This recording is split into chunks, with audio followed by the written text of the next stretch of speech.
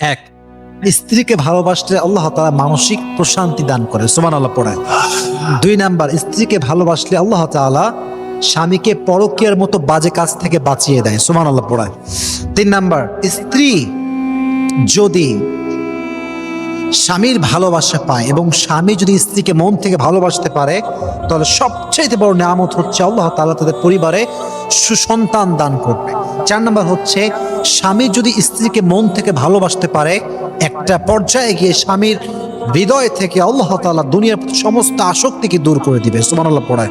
5 নাম্বারটা হচ্ছে, যদি স্বামী তার স্ত্রীকে মন থেকে ভালোবাসে, জুলুম না করে, তাহলে তাদের ঘরে যে সন্তান আসবে, ছেলে হোক কিংবা মেয়ে হোক, তাদের উপর থেকে জুলুম দূর করে দিবে একজন, তিনি কে?